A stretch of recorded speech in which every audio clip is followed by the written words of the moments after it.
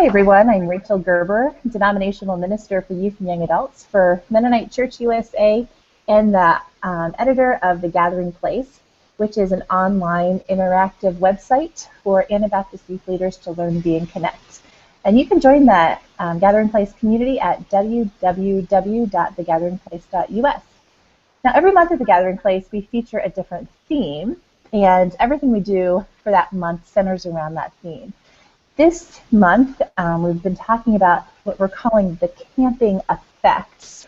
What is the place and the role of Mennonite camps on our faith formation, and why does it make a difference if we come? So I'm so excited to have Kendra Martin, who is one of my friends that I met long ago when I worked at Eastern Mennonite University, and she is now program director at Camp Hebron in Halifax, Pennsylvania. And yeah, here at the Gathering Place live podcast, we're going to just talk with Kendra today about sort of these themes about the camping effect and faith formation and why it matters. So welcome, Kendra, and welcome everyone else from the Gathering Place. How are you today? Thanks, I'm doing well. It's great to be with you. Good. Well, it's so good to have you. Well, yeah, it's been so long. I think were you a sophomore in college maybe when we initially got together? Oh, I was your RA and, well, CA, and you're my RD. You rocked it, by the way. Oh, thank you. It's easy to lead people that are as awesome as you. So anyhow, yeah, so why don't you just tell us a little bit about where you've been since college, and I think your major was it camping or what's it called? Yeah. Parks and Rec? Yeah. So actually, since college, I've really essentially just been at camp. I studied camping, recreation, and outdoor ministries at Eastern Mennonite University, and by the time I finished up college, I wasn't sure where I would be or what I would do, but was kind of just hanging out in Virginia for a while till graduation, and actually a position was open at Camp Hebron, and it kind of felt like God plopped it in my lap. It's like, you don't need to take this, but I just felt like, how could I not? Because it was something I studied. I have a job in my major. It does happen. And it's a place that I love. I actually went here as a camper a few times. And so since then, I've been doing a lot of growing up, coming in and just learning. I was a program specialist, kind of more like an event coordinator the first few years. And then just the last couple of years have been transitioning into the program director role.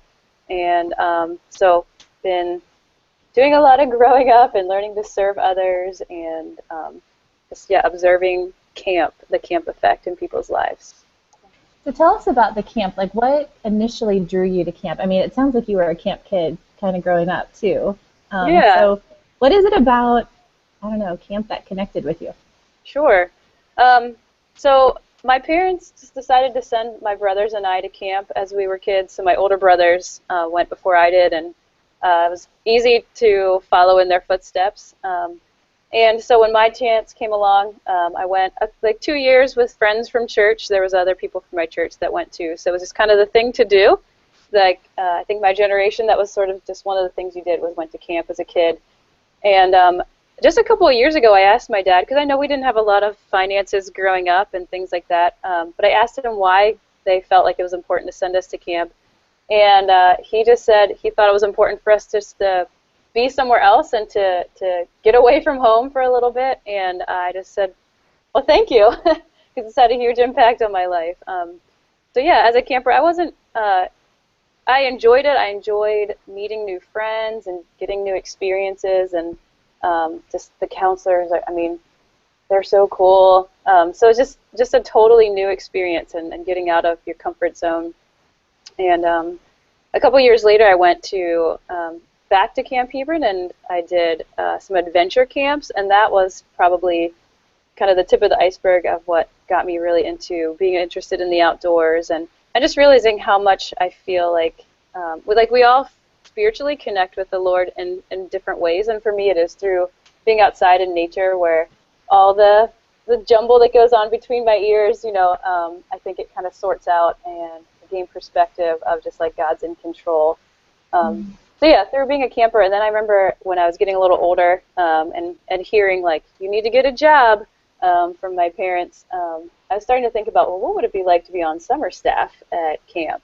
Since I'm getting a little old to be a camper, and I didn't know if my parents would go for it. It's not a lot of money, but they were thrilled, and so thankfully Camp Hebron hired me as a 17-year-old to be a staff in training, and it's like when you're a camper, you have an incredible experience most of the time. It's not for everyone, but I think when you're on staff, it just goes to that much deeper of a level because you're learning so much. Maybe I'll talk about that a little bit later, but so then going to, I'm not sure that I wanted to do camping ministry for my full-time job. That wasn't really why I took the major in college, but through that I did try to gain experience at other places, and so worked at a couple of different colleges and camps intentionally throughout college to try and see what other programs were like. And actually that's how I met Adam, because we worked at a camp in New York together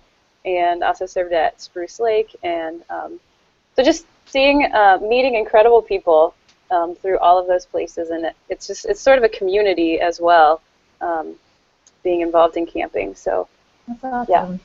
yeah.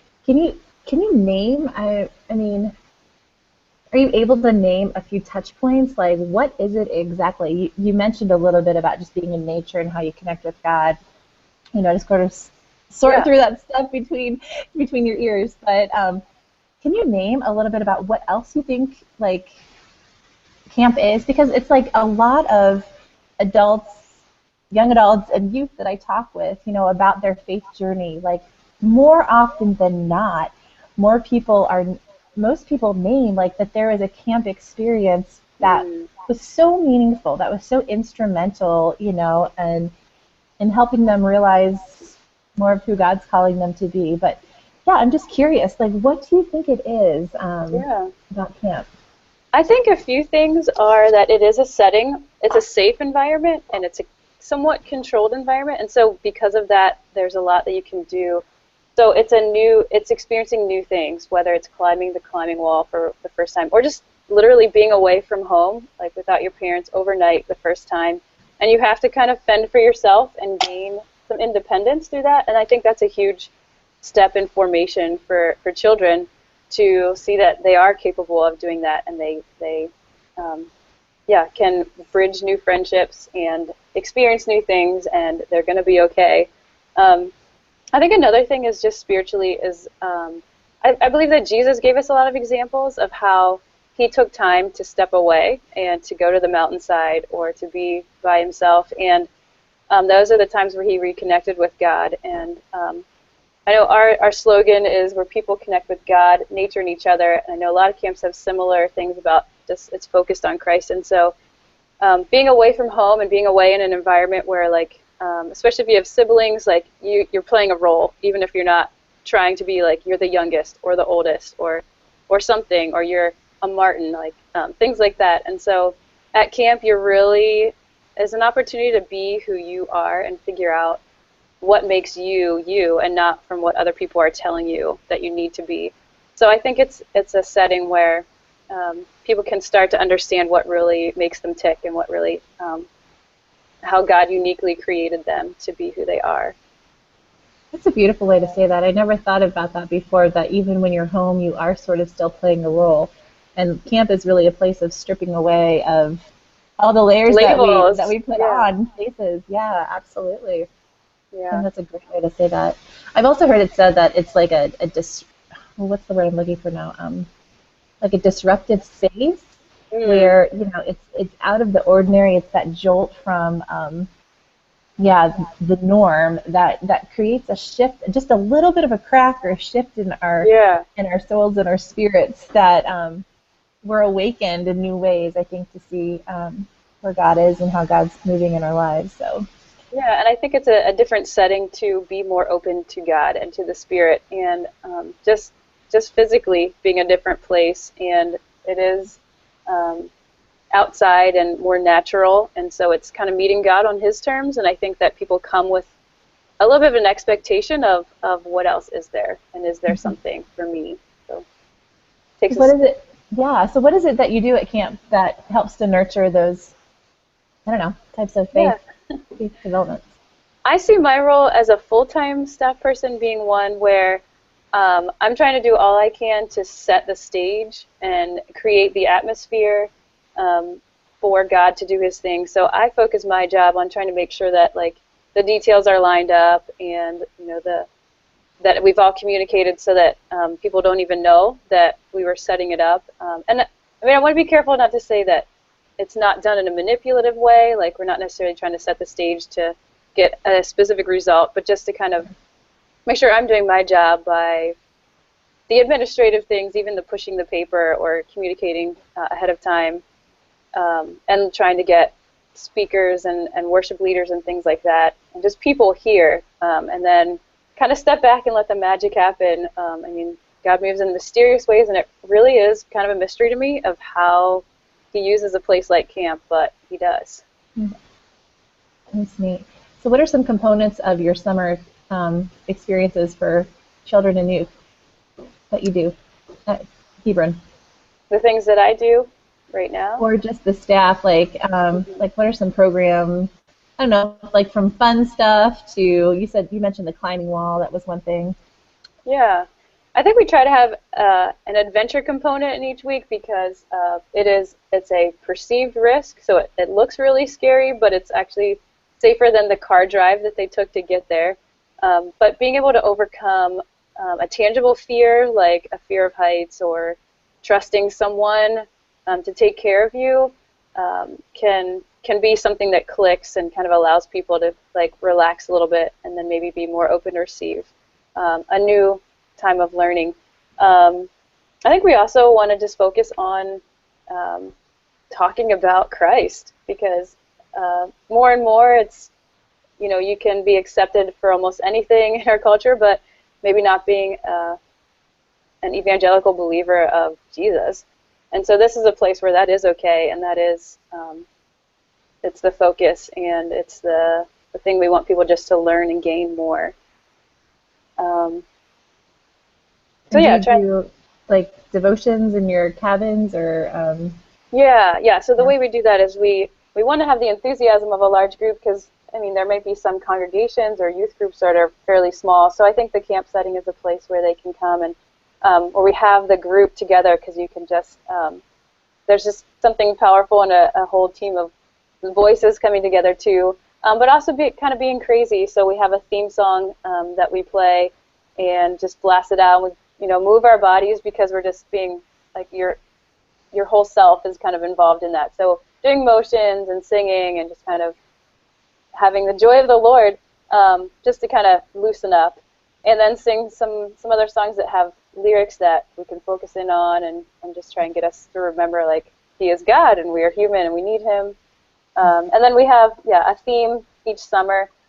So yeah, each curriculum is different, but at the same time, like camp is a place to try and find things that build the foundation. So I would say some of the more deeper theological issues and the things that are harder, like that is, they can be talked about at camp, but I think they're a better setting for someone who's doing long-term discipleship. And so wanting to just keep building on the foundation of faith. And then also having like small group time in the cabins or shelters where they can dig a little deeper, maybe do an object lesson or journal. And so this year we're going to do each day kind of ends with a daily debrief. And so we were talking about this theme this morning. How did you see that throughout the day and things like that. So, and just wanting to have our staff focus on trying to give each child some one-on-one time throughout the week. So for some kids, you don't know what kind of setting they're coming from. And so for them to have one young adult giving them attention, asking them specifically, how are you? I think that's a huge thing too, just having undivided attention.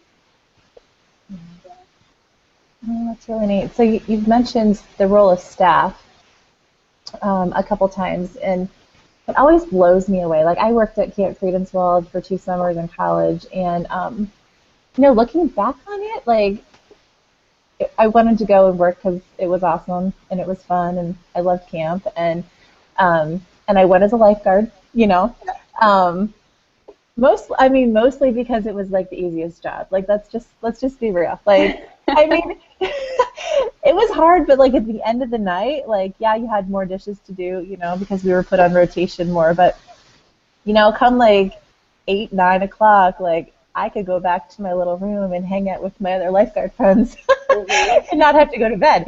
But Yeah. all that to say is that camp itself, for both summers that I worked at camp, I ended up leading worship, like during Mm. like the worship times. And I'm not sure how that happened. I don't remember like sort of the process. It was just like I loved doing it, and people thought, I guess they liked it when I did it, and so I just thought I did it because it was fun and I liked it. But to see how that was such a formative experience for my own life too, in my leadership Mm. and my call, and that's actually like I never ever I was an elementary education major at college, and that was the place where one of the camp pastors one week he was like, "You really need to go to seminary." I'm like, "No, thanks, no thanks, not ever gonna happen." But like that like little voice like never left. As much as I Mhm. like tried to shove it aside, like it never quite left, and it grew and grew until finally I was like, fine, I'll look into seminary, and here I am today. But I would love for you to talk about just the amazing experience that camp has, not only for youth, but for our young adults, because Mm. these formative experience, camp is mostly run by like 18 to 20-year-olds, Yeah. which blows me away. I Yeah. mean, for the majority of people to say camp like was such a major factor in my life Yeah. in making faith decisions, and it was run by 18 to 20-year-olds that didn't have a theological education Hmm. necessarily, like they were just being authentic human Yeah. beings and Yeah. showed up, and God used them. So talk a little bit about like some transformations that you've seen, or the role of leadership development at camp.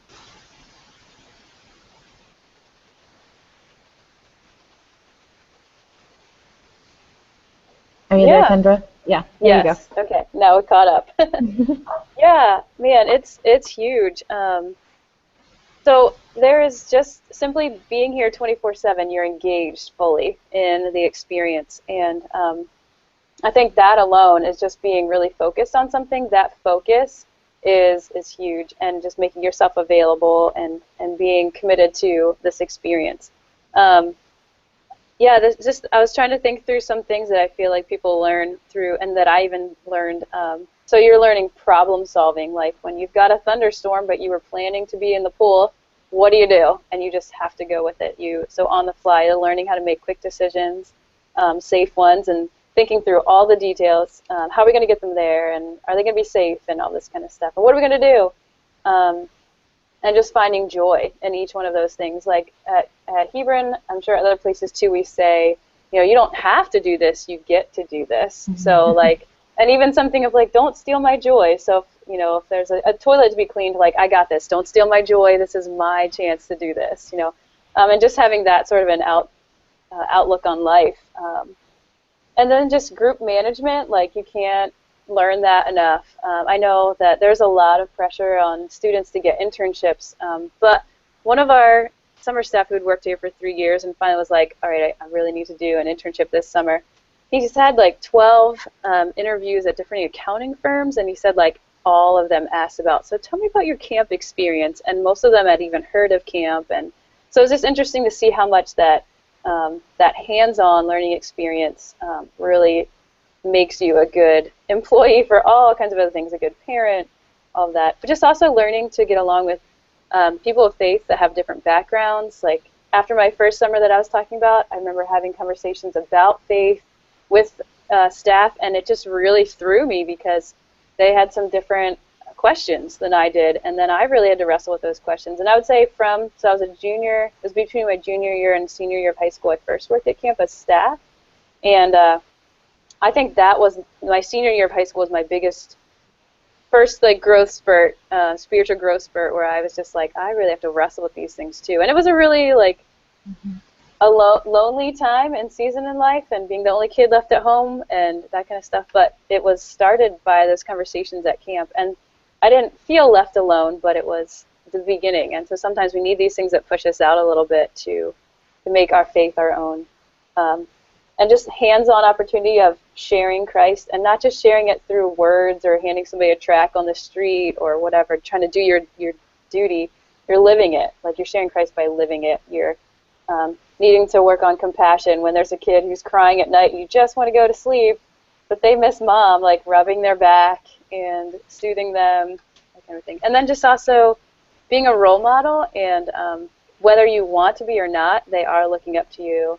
The kids are modeling what you do, and so just to realize what you do with that power of influence in a child's life. Do you want to lead them towards Christ, or do you just want all the attention yourself? Like, one thing we're trying to think through and get the staff to think through more of, like, what are you giving them that they're going to take home? So, like, at camp, if they have a problem at 3 o'clock in the morning, they're right here.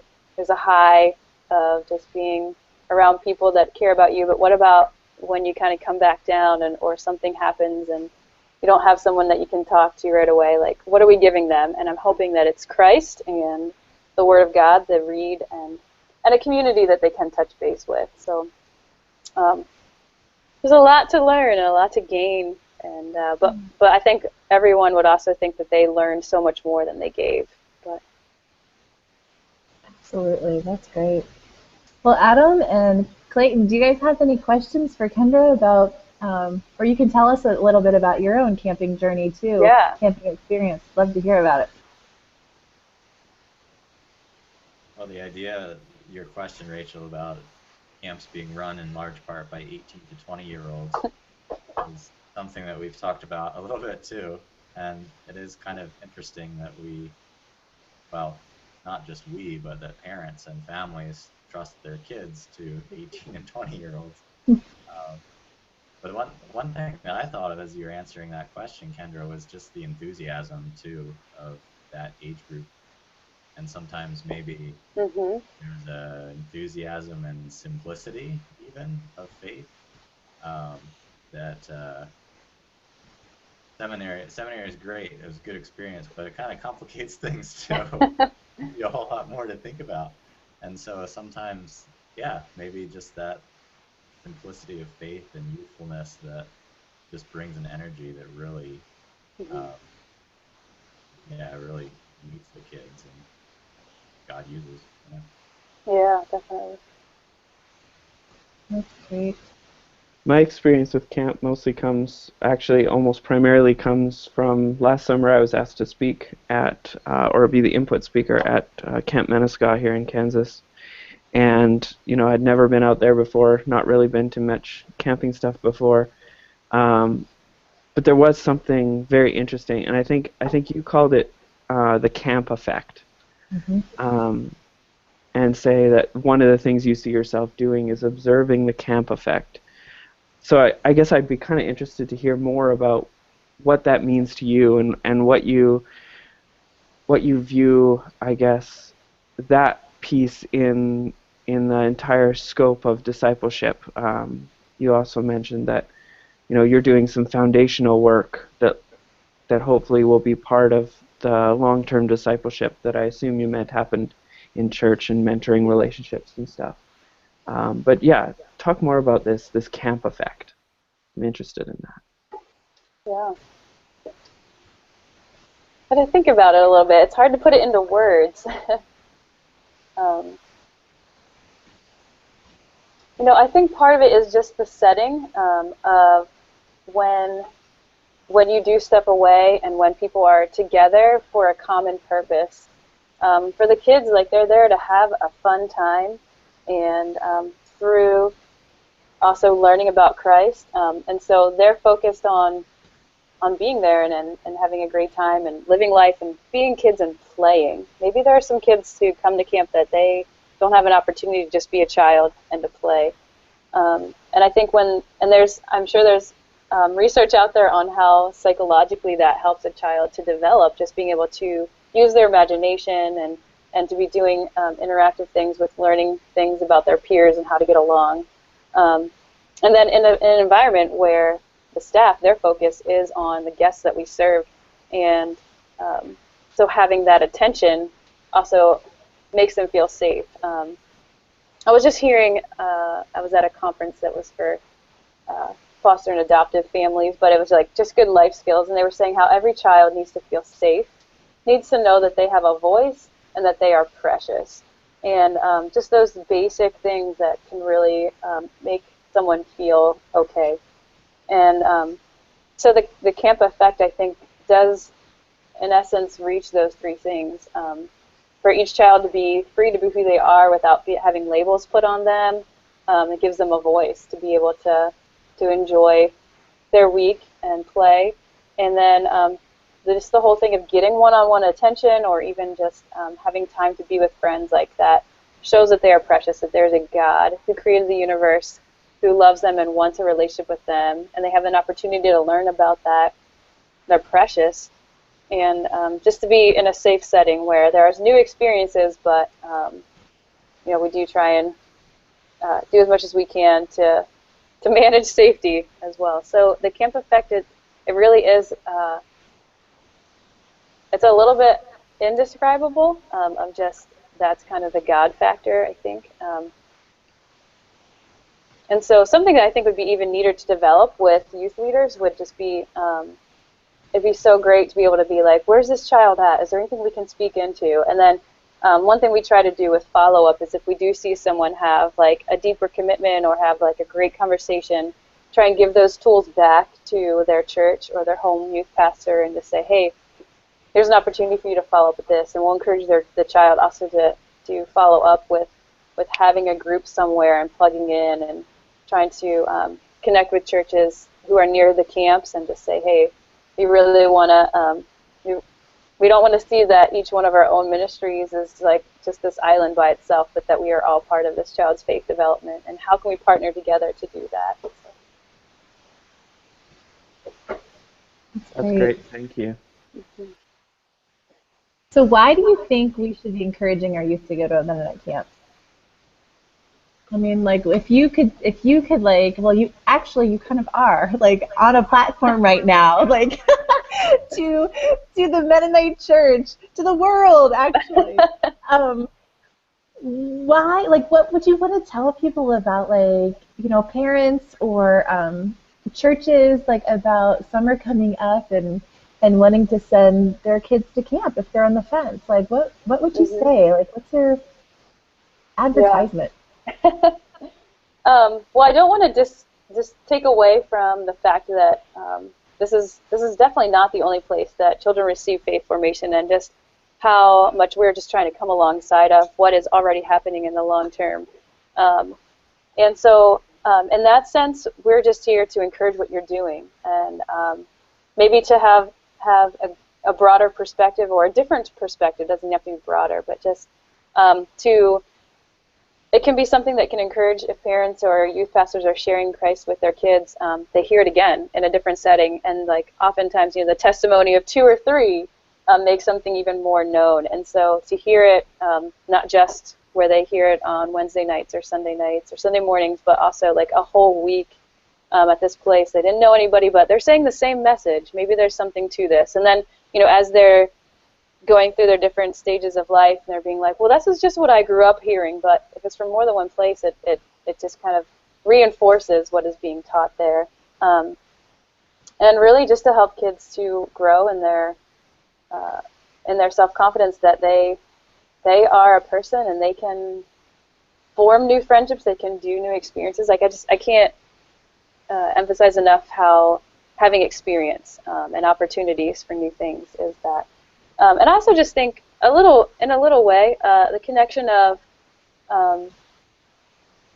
if there's churches that are sending kids to camp and encouraging that, it is showing how different Mennonite organizations really are in this together. So sending your kids from a church to a Mennonite camp just shows that we are doing the same kind of kingdom building work. And so sending kids to camp just reinforces that, we can stick around. Like we do we need to have people here. If the camp is empty and nobody is coming and experiencing this place and learning about God, even if it's just one weekend out of the year, then we would cease to exist. And so we're here for you. So I would say use us, and if there's ways you think we're not hitting the mark, tell us, and we want to support what you're doing and just build on it and partner together.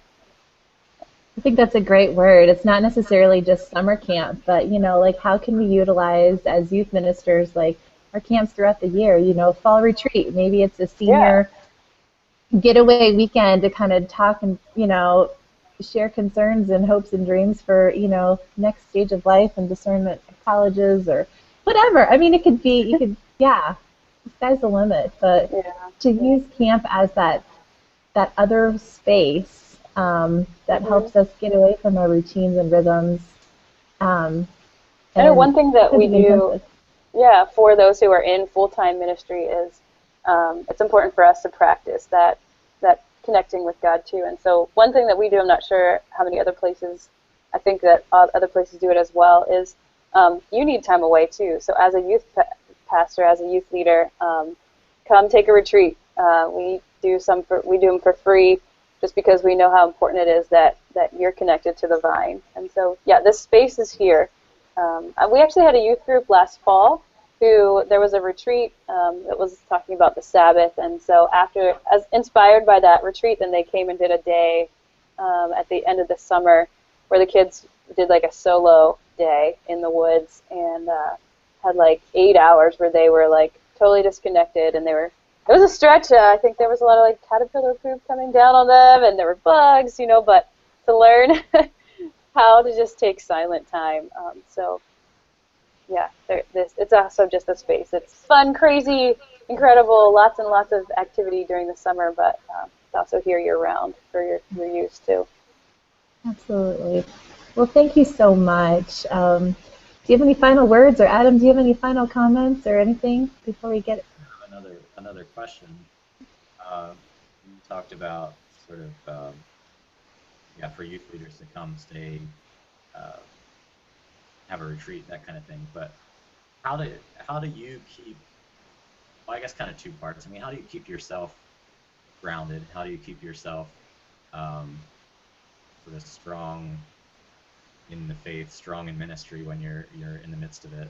And then I guess kind of along with that too, camp is an exciting place, and it's very, very different for most people that come, very different from their normal life. But we are in that setting all the time. That's our job. So how do you keep that excitement? How do you are there things that you're able to do to make sure that you're keeping it fresh for people and kind of honoring their excitement? Yeah, those are great questions and not easy. I think one thing that you said is one thing I love about camp is the variety, and so I really enjoy how the retreat season maybe just kind of goes in waves. Weekends are full, and then you can kind of recover during the week, and camp is hectic. So just the variety of that. So the summer staff, when they come, like you said, they are youthful and they have energy, and like I think that really encourages the full-time staff too. Like, gives us a burst of energy. Oh yeah, this is why we do it. Like, we need reminders throughout the year too, and so some of that is for those short-termers to come in with energy and throw it all in, and that just encourages us to be like remembering why we do what we do. And I think it's important too to keep getting out and interacting with the kids and with the staff, and learning people's names and using them throughout the week. Like, to make that personal connection is what really is that good reminder of this is why we do what we do. And hearing the stories, like I know our office manager says, I need to hear these stories. I'm just in my office pushing papers. Please tell me when something amazing happens, and we can just praise the Lord for it. And then as far as staying connected spiritually myself, like that is the challenge, and that's one I'm not an expert on by any means, but even for me, it's trying to figure out who I am and what connects myself to God. And so for me, it is being outside, so then I need to try and take times and schedule times to like go backpacking or go canoeing or physically leave the grounds because I live here as well.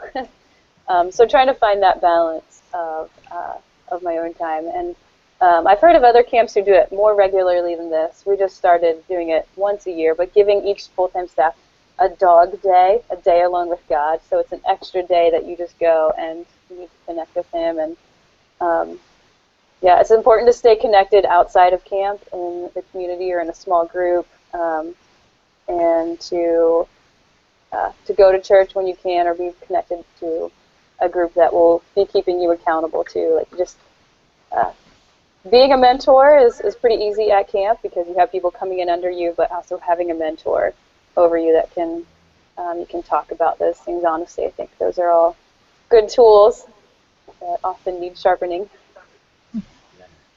Yeah. So what do you do, Adam?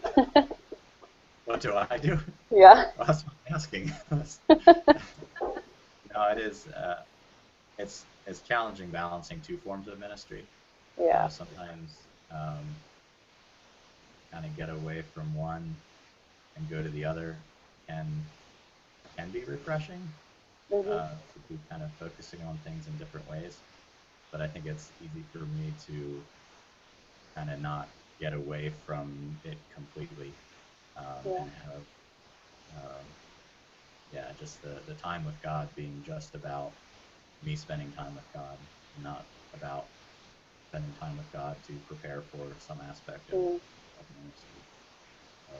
ministry. Yeah, schedule is a big thing for me. Just trying to schedule it in daily, and then doing a better job daily, not doing a very good job of that, like completely withdrawing kind of thing. I like that idea of the dog days. Yeah, that's good. I might propose that actually. Go for it. That's great. I love that. I love the idea of the dog day too. Our very first webinar that we had with the Gathering Place last June was with Nate Stuckey from Princeton, and he did it on his dissertation, which was on Sabbath. And I think the biggest thing that I took away from that was that on day 7, we all know that God rested, right? But it wasn't until after that that God said that that the creation was complete. And so the completion of creation includes the Sabbath. And I think that's important for us to remember, that that is an actual part of our creation story. And so what does it mean for us to work at wholeness through making sure that we also take the time we need and space we need as ministering persons, to participate in the Sabbath itself. But thank you all for joining us along the way, and it's always a pleasure, Kendra, to connect with you, and many blessings as you and both Adam too continue with your own camping ministries.